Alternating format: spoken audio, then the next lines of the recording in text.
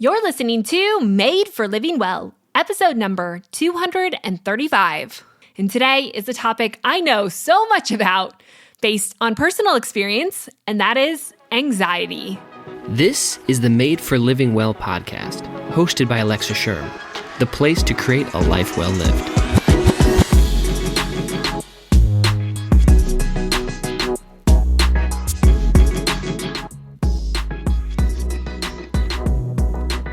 Welcome back to the show. As always, my name's Alexa, and this is the place where I believe you were made for living well. A home to help you realize that health is not outside of you, but it's in you. And the secret to living that out is to own it, to understand it, and to see the whole of who you are, mind, body, and soul. Today, we're talking about a topic that is so near and dear to my heart, a topic that I know so well, and that is anxiety. Yes, I'm a longtime sufferer of anxiety. In fact, it's only gotten worse as I've aged. But I do have some secrets that I want to share with you, and maybe not secrets as much as reality of how our body was designed, what it does with anxiety, and the truth not only about how to overcome it in the moment, but how to deal with it long term so we're not as caught off guard by it. Now, what I believe, like all things, is that anxiety is not as powerful as we've made it out to believe. Yes, it does have power. It can significantly debilitate lives all over the world. And I don't want to discount that. I don't want to lessen the severity and the pain and the agony that anxiety can bring to someone's life. I see it. I understand it. But at the same time, like all things, I believe our bodies and our minds are capable of being well. We just have to create the safe space to do that. Now, given this is a topic that is such a personal topic with so many different directions and ideas and thoughts, I do also want to tell you that there is a time and a place to get professional help. I am someone who's had many hours of professional health, much counseling done to help overcome some of these issues. And I don't even want to say overcome them, because a lot of these times, these mental problems that we face are not things that we can outrun or escape, but they're a part of our story. But I also believe that we can learn how to lessen them and lessen the control they have over us so that we can regain control over the mental hurdles that we face. And for me, that took a lot of professional help. And for other people, that might mean medications or other avenues that you have to take in order to get the help that you need. Those are all worth it, and I don't want to discount what you've done. I just want to shed light on maybe some different thoughts, some different ideas that you can use in your battle against mental health problems and really no longer have to fight this fight, but stand over it, to see them as issues, but no longer live your life with them at the core. So hopefully this podcast helps. As always, I have a blog post that goes along with this. It's specifically about one of the things that has significantly helped me in my own healing journey.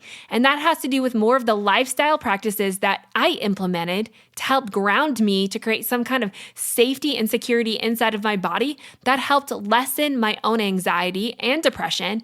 So make sure you head on over to the blog at thelivingwell.com. While you're there, sign up for the weekly email because I'm dropping Monday motivation and mindset help every single week that I think can be extremely valuable to your healing journey.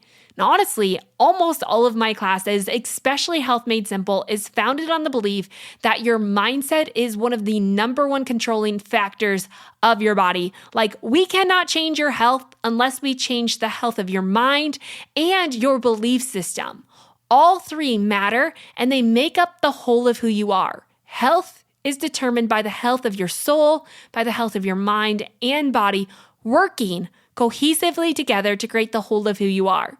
So if you want more help, if you really want to say yes to health in a new way and break up with the old-fashioned diets and even intuitive eating mindset changes, to really see the whole of who you are, mind, body, and soul, and how that influences your health, check out Health Made Simple.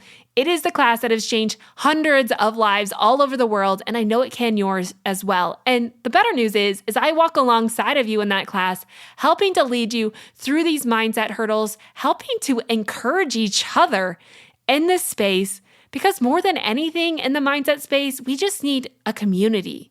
We need support. We need understanding. And we need to know that there is no such thing as perfection out there.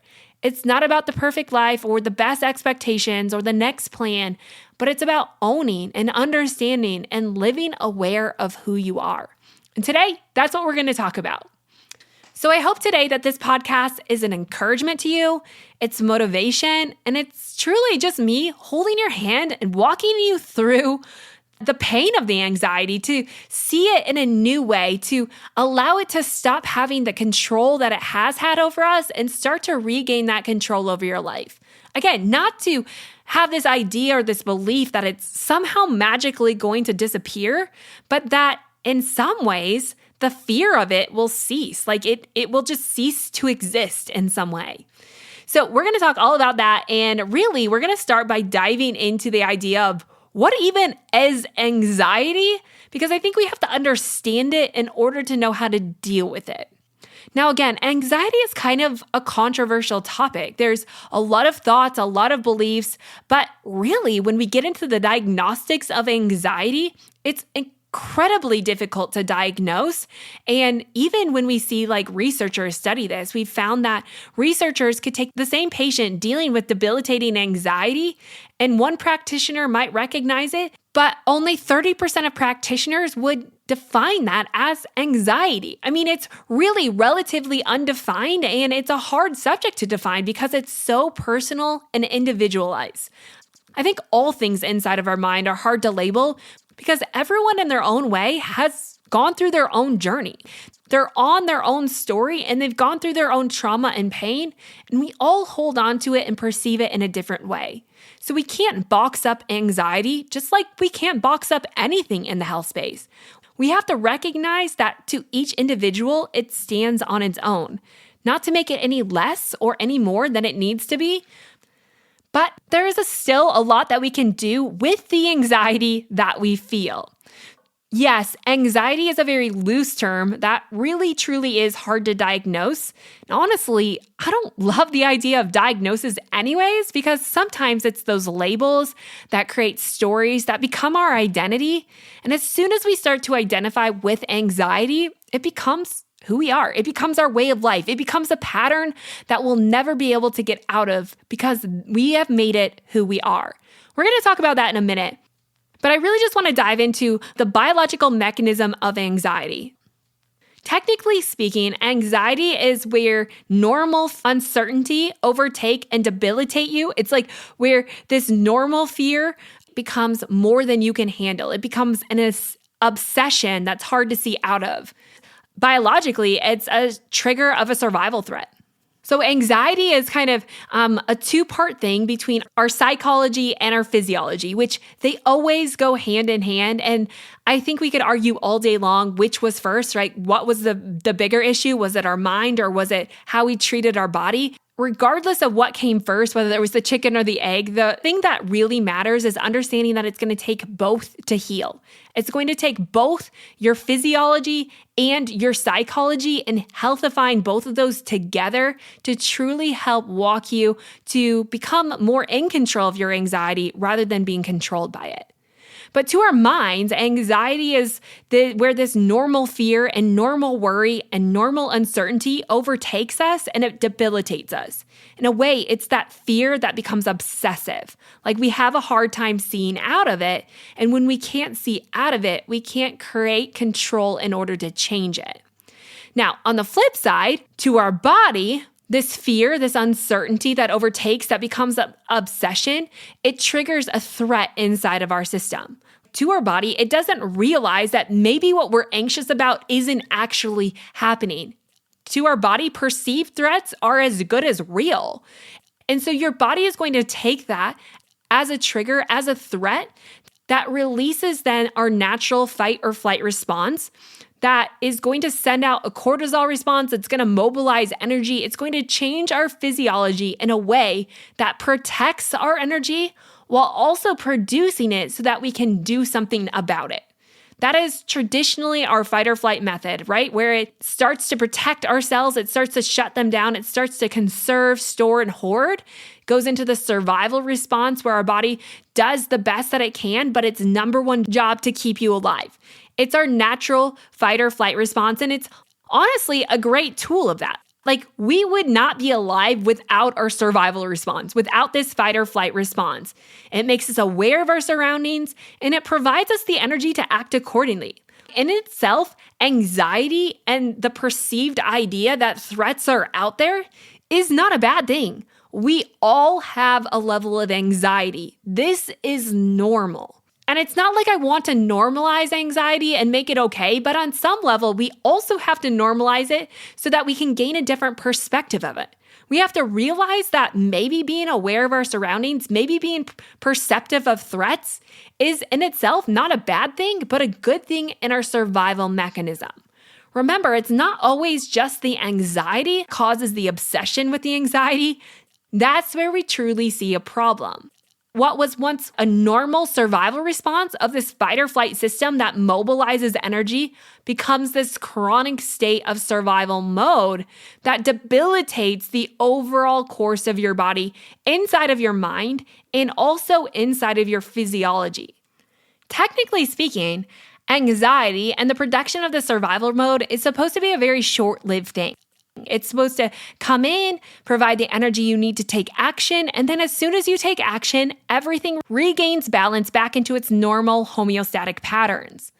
Unfortunately, though, we don't tend to respond in that way, or maybe our problems are a little bit different. Instead of being these immediate reaction type problems where we see the threat and we can take action on the threat because the threat is immediate, which allows us then to take action to do something about it and regain that homeostatic state. What we're often dealing with now are problems that stem from a delayed return environment. Meaning the problems aren't immediate, they're delayed. They're in our future. And when we have problems, or all of our problems that exist inside of our future, there's not a ton that we can do immediately to lessen the fear of those things. Let's give you an example. Like, say for instance, you have an immediate need, right? Like, you're out for a walk and a dog starts chasing you. Well, in that moment of anxiety, when you see the dog coming at you, you have the ability to take action on that. When you take action, it changes or it uses the anxiety for good inside of your body, reminding you that your body takes action, which supports the survival response, which decreases the threat to the body. So essentially saying you're working with your body to support it by decreasing the threat load on the system. And in the process of that, when the dog goes away, you return to your normal homeostatic balance and the anxiety is gone. Unfortunately, most of our problems are not that quick, right? Most of our problems today are prolonged. They're delayed. And we live in this delayed environment where 90% of our problems haven't happened, maybe won't even happen in our lifetime. And yet we sit here festering and worrying about that because while we can see the problem, there's no action to lessen that problem. And that's when we start to see the worry expand and grow and become a bigger issue, and when anxiety becomes debilitating. It's not the anxiety in itself, but it's when the anxiety becomes our way of life, becomes the only way to protect our body from threats. And when we teach our brain that, when we get ourselves into these patterns, they truly do start to stick. But the good news is that our brain has every ability to change, no matter what age, no matter what race, no matter what socioeconomic class that you live in, no matter who you are, we know that your brain has the ability to adapt based on the cycles and the feedback loops that it lives within. So again, if we go back to anxiety and what it is, technically it's this short burst of energy that comes from a recognition that there's a problem or a perceived threat so that your body has the ability to take action, and then when the threat dissipates, go back to your normal homeostatic state. Unfortunately, like I said, most of us are living in these delayed returned environments where the threats are prolonged. They're here and they're here to stay. And so we have to start learning, how do we deal with those things? Because most of our problems today are not immediate, they're prolonged. And when we can start to understand that, when we can start to deal with the fact that we recognize most of our problems lie in our future, many of them won't even come to be, we can start to lessen the threat on our body, which is going to lessen the anxiety. Again, anxiety is not the problem. It's what we do with anxiety.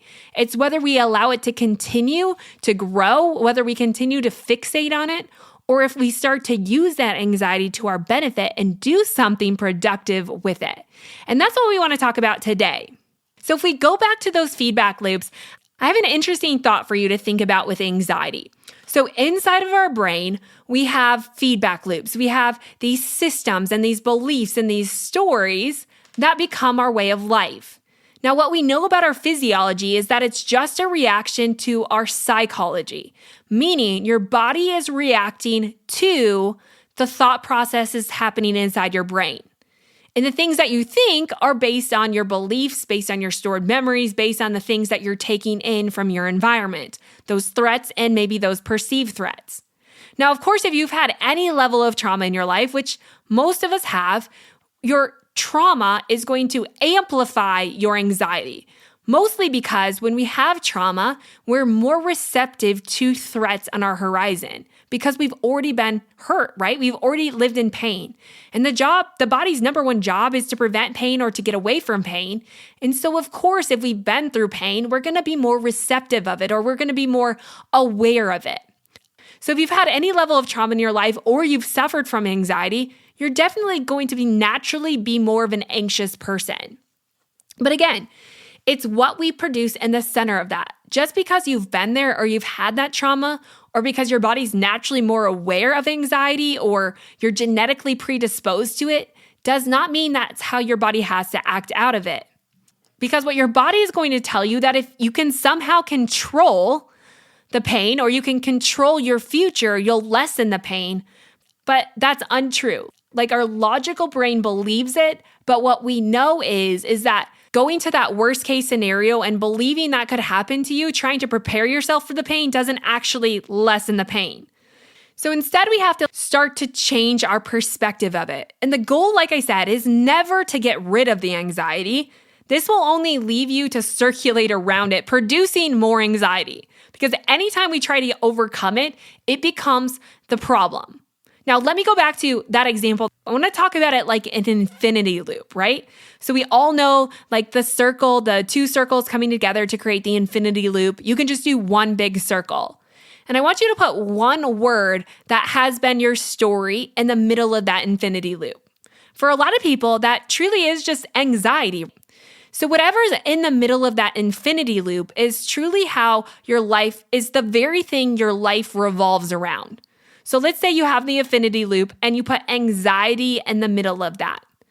Now, everything in your life from start to finish is going to revolve around the anxiety, meaning whatever that problem is that you're facing, whether it's depression, anxiety, maybe it's a lack of confidence or a different story that you've told yourself.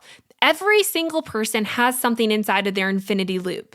And if you're someone who struggles with anxiety, oftentimes we put anxiety in there, meaning it's a part of your story. You've created it who you are.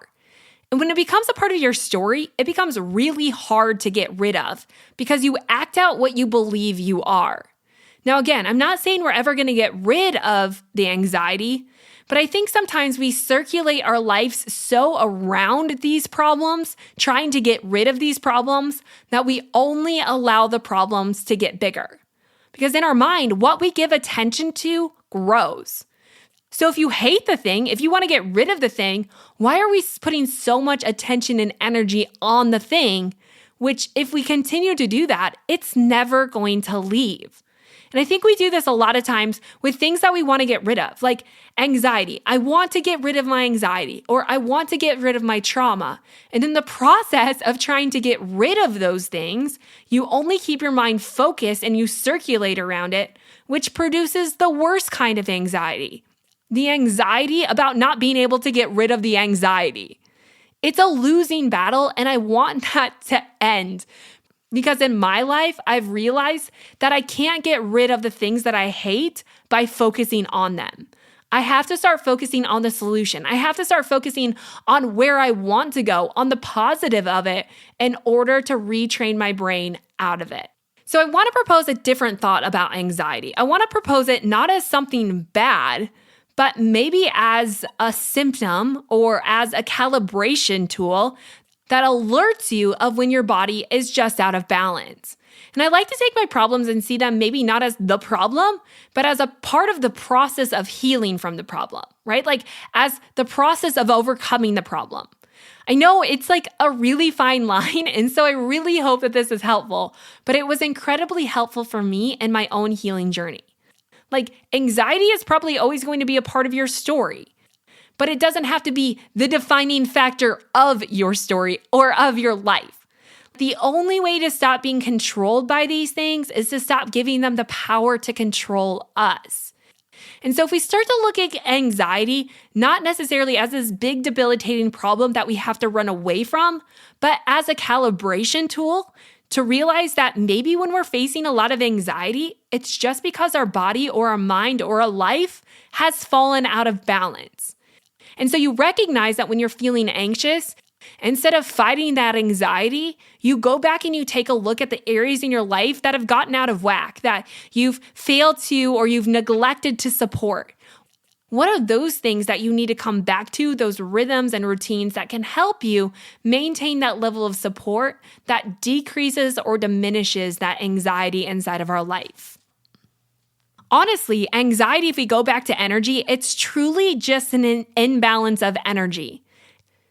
Anxiety, unlike depression, produces excessive amounts of energy. Generally speaking, it's a buildup of energy. Now, we often don't feel this because anxiety, emotionally speaking, can be incredibly draining. But this is where the big trick lies, right? When our mind energy or our emotional energy is different or out of balance to our physiological energy or our body energy, we're going to start to have problems. And this is what happens with anxiety, is that we have an emotionally low level of energy, but a physiologically high level of energy. Meaning your body has a lot of energy and it's building it up, and that might be why you get jittery, why you maybe start to feel angry, where you can't sleep at night. Maybe sometimes some people want to eat, but other people just don't have the ability to eat or the drive to eat. It's because you have so much released energy inside of your system, but it doesn't have a way to escape. You have this massive imbalance in your life. And when we can start to recognize our anxiety, not as a problem, but an imbalance between our psychological energy and our physiological energy, then we can go back to our tactics that we're going to learn in this podcast to help regain balance. And when it comes to anxiety, one of the best ways to regain balance is to physically express energy. It's to do something, to release that energy. And in the release of the physical energy, you start to regain a balance emotionally and physiologically, which takes away the anxiety in itself. The same happens with depression. It's just often the opposite. Instead of having a buildup of energy inside of your body, you have a depletion of energy inside of your body. And so sometimes with depression, you need to find ways to fill yourself up rather than expend it. It's why people like to sleep, maybe can't wake up, can't feel rested. It's just a different approach, and we can certainly talk about that in a different podcast. But for now, with anxiety, you have to know that anxiety is a buildup of physiological energy, which means you need to burn that off and live in supportive ways where your body can naturally expel or release that energy. Basically, we have to remember that our body was designed to work, and anxiety is produced to overcome threats to our system. What your body believes is needed to overcome that threat is energy to run, to escape, to get away, to do something to change it. So of course it all makes sense that your body would have a buildup of energy. And given this delayed response environment that we live in, where we tend to not do anything with our anxiety, but sit in it, it's only going to make the problems worse. So again, if we go back to this feedback loop, if we go back to this idea that we have an infinity loop, and what you put in the center of that becomes your story, becomes your way of life, what you circulate around, then we can start to see that if we can change what we put in the middle of that, we can start to change not only our physiological patterns, but our mindset patterns, which are going to change every single outcome that we have.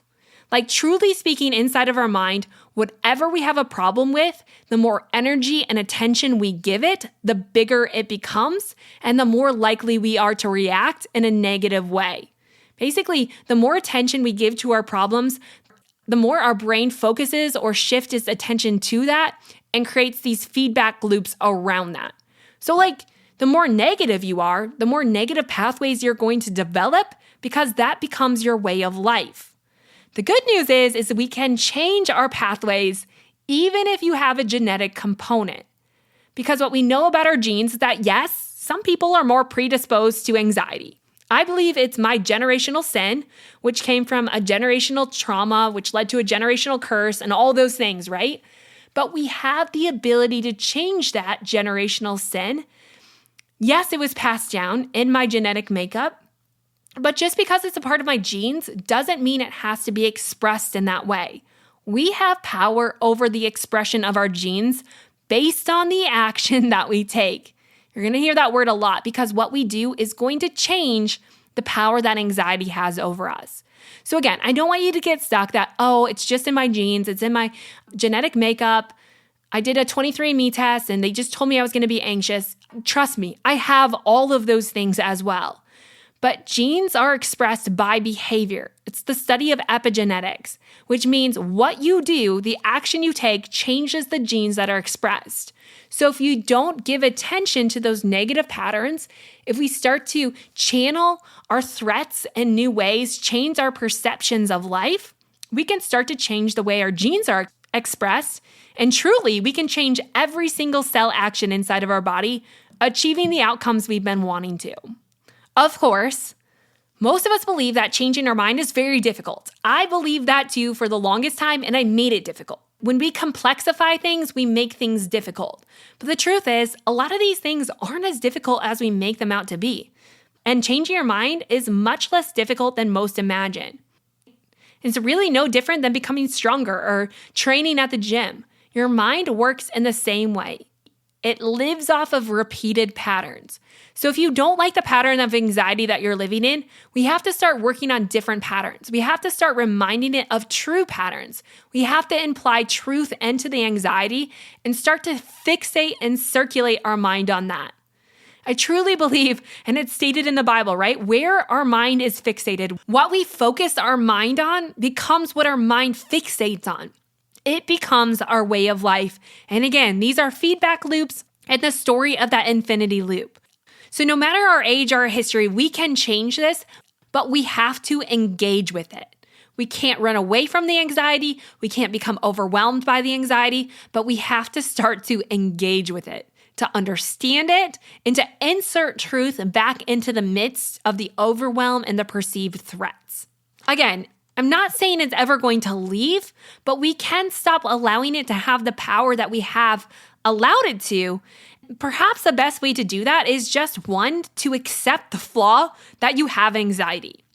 Trying to avoid the anxiety or cover up the anxiety or get rid of the anxiety only allows the anxiety to grow.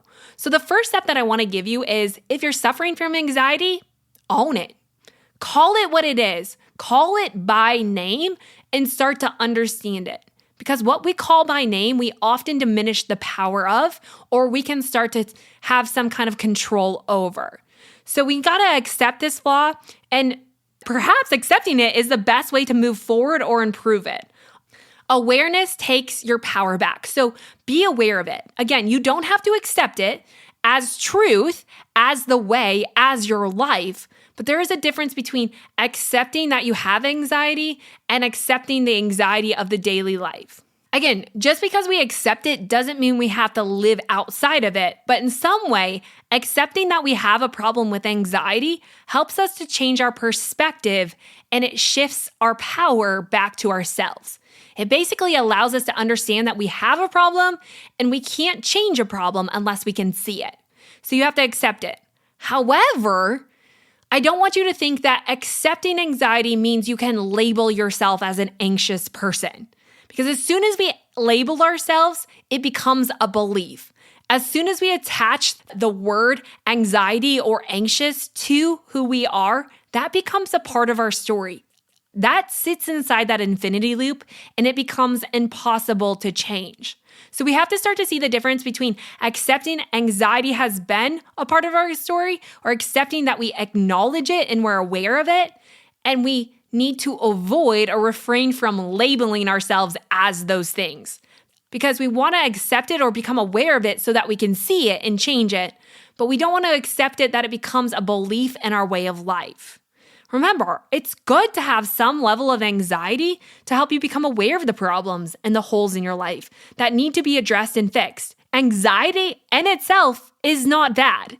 And I'll keep saying that over and over and over. Anxiety is a designed mechanism inside the body, and therefore I can only call it good. It's not the anxiety, it's our belief or our understanding of the anxiety that has created the monster inside of us. But just because we feel it doesn't mean we have to trust it. We have to start seeing ourselves outside the anxiety and start to see that just because we feel it doesn't mean it's true. And when we can start to see ourselves outside the anxiety, even sometimes when I'm feeling really anxious, like I feel like I'm attached or that anxiety has become me. And sometimes I just close my eyes. This is going to sound weird, but I detach myself from that person. I detach myself from my anxiety and I try to look inside to it. I try to understand, where is this coming from? What fear is underlying this anxiety? Because anxiety isn't birthed without fear. So what am I truly scared of? And what is true about that? If that is not true, or there's nothing I can do about it, how can I get rid of it? How can I move it out of my system so it doesn't continue to become who I am? So it doesn't continue to become my life. Our lives should not be controlled by something that does not affect us in any way, shape, or form. And I fear that much of our anxiety is things that are completely outside of our control and really, at the end of the day, have no power to change or should not have the power to change who we are right now. So step outside your anxiety, understand it, see it, but stop accepting it as truth. And realize that it's probably just a measure of you being out of balance. It's just something in your life has thrown you off. I think sometimes it's just busyness, right? Overwhelmed. A lot of anxious people get easily overwhelmed because we recognize a lot of things in life. We're very aware and very perceptive of life in itself. We also tend to be very highly creative people. And so we like to put pieces together. We like to think outside the box. We're deep thinkers. That all is wonderful and great and things we want to foster, but sometimes that can come with a side of anxiety. Again, we have to realize that when we're feeling anxious, a lot of times it's just we become out of balance. We've allowed too many things to overwhelm our system, and we just need to go back through and remind ourselves that we can go back into that system and get back to our rhythms and our routines and our boundaries that truly help us to overcome that anxiety so that we can get back to those creative places, those deep thinking places, and live in life without being overrun by life. Think of anxiety kind of as like a compass to life, showing you when you're in balance and out of balance. And be aware of it, like check in on it. Understand when your life is getting too far out of balance. And when you get too far out of balance, do something to change that. I love how Sarah Wilson from Make the Beast Beautiful, which is a fantastic book on anxiety. If you suffer from anxiety, you should read it. But she says, anxiety is like a compass. If I'm anxious, I know I'm going the wrong way. And I think that's truly a quote that we can all post on our walls or remember because it's so true. If we're feeling overly anxious, we're out of balance. And the best way to get back into balance is 1, become aware that you're out of balance, and then take action. And it's both of those combined that not only help transition you to a new perspective, but they actually help you exert the buildup of energy that you're feeling from the anxiety. Doing something. We were made to work. So again, outside of awareness, there are some other things that we can do that truly help in the process of taking back control over our anxiety. Again, not to get rid of anxiety, but controlling our anxiety and using our anxiety to our benefit because it can be a really good thing. So outside of awareness is setting firm boundaries, like going back to routines and rhythms. People who tend to be deep thinkers and highly creative can kind of be a little bit floaty. And I feel like when you get too far off of earth, too far in this space where you don't feel grounded, that's when it starts to feel a little bit more threatening. And when you start to get those threats, we start to fear that we don't have control, and therefore anxiety overtakes. So when you feel a little floaty, you want to ground yourself, like come back to balance, which means a lot of different things for a lot of different people. For me, it's like, okay, I have those boundaries. What are those boundaries? Those boundaries are things that help ground me, help keep me focused, and help keep me from living in overwhelm. Now, these aren't hard and fast things that I do in my life, but I do try to have some boundaries of like, okay, I'm going to move my body every day. What that movement looks like is up to me in that day. I just know I'm going to move. I'm going to try to nourish my body or support my body with healthy foods. I'm going to set a boundary around my phone. I'm going to set a boundary around my sleep patterns and what I do to fill my mind and what I'm doing to fill my soul. I'm going to pay attention to the things that I'm consuming, not just physically, but with my eyes and my ears.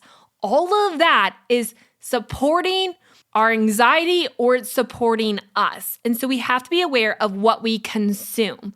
And I think setting those firm boundaries helps me just to, one, not make decisions because decision overwhelm can lead to anxiety. But it just helps me to be clear in what is healthy and supportive for me and what will help me move forward. So set some firm boundaries around the things that you do, around the people that you live with or surround yourself with, around the activities that you commit to, around your work schedule, around your sleep schedule. Like set some boundaries that work for you. Keep them somewhat flexible, but also know that you can always come back to them when you get out of balance. You're going to show up. And then the last thing that I can tell you, which I'm going to go into a lot more on the blog, is I love the Ayurvedic properties of dealing with anxiety. A lot of these things are very grounding, earthy things, and I don't want that to sound like super woo-woo, but the reality is that, again, anxiety tends to be this floating off where you really just need that security of groundedness. And so I'm going to post a lot of the things on the blog, but basically these are things like be still every single day. Find time in your day to literally do nothing. Pray, meditate, ground yourself in the truth of what you believe. Eat heavier meals, like don't eat a bunch of light floaty meals. Eat heavier meals, like starchy vegetables and rice and fruits.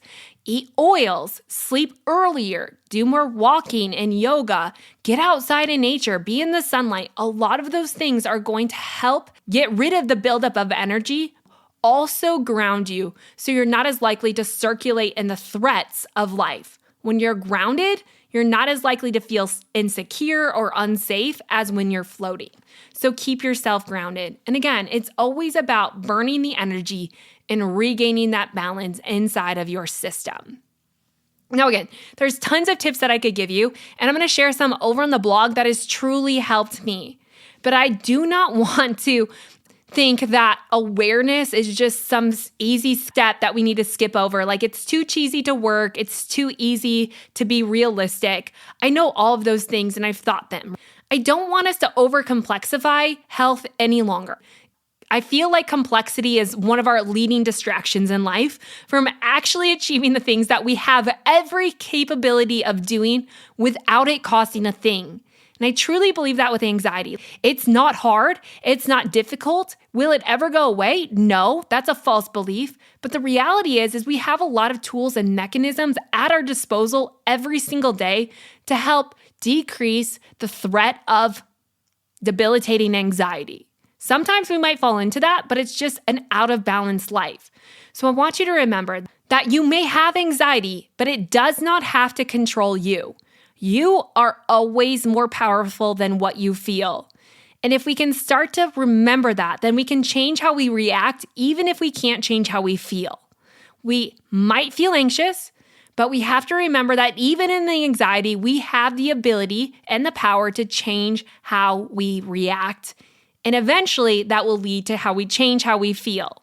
I know anxiety is a big topic. It's something that I've long suffered with, and sometimes I would love to just escape it once and for all. I would love for it to never plague me again.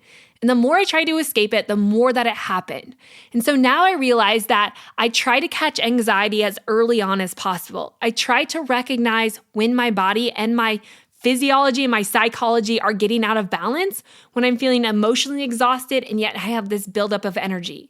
So sometimes that's like taking daily action in all the little routines and rhythms I instill, knowing that maybe in that day, I don't necessarily mean it, but over time, that's helping to reduce the threat of anxiety or the power that anxiety could have over me. Again, we were designed to do things. We were designed to express energy, and expressing energy is a great way to prevent anxiety and to overcome it when you're experiencing it. But I also want you to know that in the process of me understanding my anxiety, I've learned that I mistake anxiety for a lot of other positive emotions. So I kind of want to leave you with this little tidbit that I have for you, because it's a really fine line between anxiety and excitement or other positive, high energy emotions. As we know, anxiety is a high energy emotion, right? Like I told you, it's a low mental emotion, but it's a high physiological emotion, meaning you have a lot of physical energy. There's a lot of other emotions that produce that high physical energy as well, like excitement, like adventure, like risk. These really great emotions that are actually really healthy and positive for our body. Unfortunately, when you get into patterns where anxiety has become your way of life, it's easy to mistake positive emotions for anxiety. So sometimes I'll recognize that when I'm really excited for an upcoming thing or when I'm really excited for a vacation, that's going to come across as I'm really anxious. And as soon as I start to take on the belief that I'm not excited, I'm anxious, I start to change my perspective about what I'm going to do. Instead of it being a positive thing, something I'm looking forward to, now I'm starting to dread it because I hate the anxiety of it. Now, I'm not saying this happens all the time, but I think there is a really, really fine line, and we have to start paying attention to it. I don't want us in any moment to give up the excitement of something because we believe that it's actually anxiety when it's not. So I want us to be more clearly able to recognize what emotion we're actually feeling and not mistake that for anxiety. I have done that so often, and I've missed so much of my life, and it's so unfortunate because I have let so many positive, exciting, really amazing things fly by me without me even recognizing it because I took those on as anxiety. I missed them because I have lived with anxiety for so long that it became my way of life that I thought I could never experience anything else but anxiety. But the truth is we feel a host of a lot of different emotions. A lot of them carry the same energetic load with them. And so it makes it hard to distinguish what it is that we're actually feeling. And this is like emotional regulation that I want to talk a lot about, or emotional maturity. I really want to dive into that topic because it's changed my game. And here's what I want you to know. You might be feeling excited and it might come across as anxious. If you feel like this is a situation when you should actually be excited and look forward to, but you're feeling the opposite, I want you to stop and go back in and challenge that anxiety. I want you to go back in and realize that just because it feels very similar, you don't have to respond in your anxious ways. Because I don't want us to miss the excitement, the joy, the positivity of life because it feels too familiar and too scary that we naturally fall back into those old patterns. And I don't know how that sits with you or what you're thinking about. And I wish I could see your face as I tell you that. But it's something that I have to consciously work on every single day. Because there's so many exciting things that happen in my life, so many things that I could look forward to, so many great changes, and I let them all go because instead of seeing that as good, I found it to be anxiety. I mistaken it for anxiety, and I lost the benefit of all of that positive emotion. So instead, I'm trying to be more aware of like, wow, that was really exciting, and celebrating the small things of really sitting in the excitement and not allowing the fear of being excited overcome the benefit of that. Like, I don't want it to take that away. So again, there's a lot of feelings that we have, and even an excitement, right? That should give us the desire and the motivation and the joy to live in self-discipline, what we talked about last week. These are good emotions that really drive us forward and breed a lot of success. But we have to see them as good things and not mistake them for anxiety. Because anxiety oftentimes will only keep us stuck circulating in the things that we hate because we've let them. We've created those brain patterns. Now it's time to shift those brain patterns and repetitively provide the positive, repetitively do the good things, repetitively remind yourself that it's okay to feel other emotions, even if they feel eerily similar to anxiety. Keep reminding yourself and then keep taking steps to ground yourself. So it's not one or the other, right? It's both. It's the idea that we have to take control of our thoughts and change our belief systems. But at the same time, we need to support our body in very grounding ways to provide the safety that our mind needs to change those thought patterns. They both go hand in hand. You can't have one without the other. And I don't want to add complexity to it because I think in the end, if you start doing it, it's the very tool, the very energy, the very fuel you need to see great changes very quickly. So that's my thoughts on anxiety. I know it's a lot, and I know it's a lot to process. And again, I'm not here to dismiss anxiety. I'm not here to talk down upon it because I know how very real and debilitating it can be. I know how awful it can make you feel and how stuck and overwhelmed it can leave you with. And I'm just here as a person who's dealing with their own anxiety and working to overcome that, to healthify the whole of who I am, which means I no longer want to be controlled by the anxiety, but use it for good. And I think we can take anything negative because I don't believe that there's a lot of inherently bad stuff that was born inside of all of us. And I think we can take the anxiety and use it for really great things. So like I said, I'm going to give you more grounding tips over at thelivingwell.com that are going to share you like, okay, these are the things that I use to support the changes that I'm making inside my mind.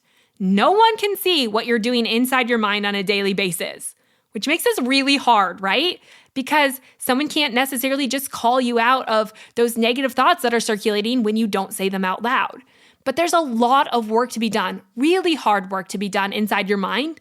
And sometimes it's unfortunate that you don't get the encouragement that you need when you're doing that work. But you can encourage your mind by supporting your body in those healthy, grounding ways.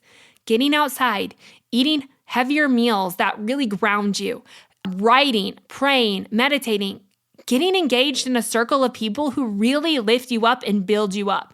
There's so much that we can do, and I'm going to list those over at The Living Well, specifically my anxiety beating regimen that I fall back into when I realize that my anxiety is just pulling me out of balance, right? Or that life has pulled me out of balance, and anxiety is the metric that allows me to see, hey, we're out of bounds.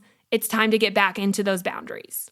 I'm here to say that we are more than the problems that we face, and we were designed to enjoy life and to live life and to use our health to get out and live. But we also have to see hope in that. We have to see our purpose. We have to see our design, and we have to see it as being built by the goodness of God. So I hope that you'll dig into this. You'll let it sit, maybe circle back around and listen again. And if you have questions, please let me know. I'm an open book. Head on over to any social media channel. I'm mostly on Instagram at Made for Living Well, or over at the website, leave a comment, send me a message, and I assure you that I read every single message and I will get back to you. But I want you to know I'm here for you. We're doing this together, and no longer will we live defined by our mental health issues, but that we will learn to be bigger than them and control them because that's what we were made for. I love you guys, and I hope this was helpful. Don't forget to head on over to thelivingwell.com to get more secrets on how I ground myself, overcoming anxiety. I also have another blog post about the 7 ways I deal with Sunday anxiety, because I don't know about anyone else. But sometimes it's like body memory, it comes back up at the same time every week. So a few tools to help bust that Sunday anxiety and to help you live well, because that's what you were made for.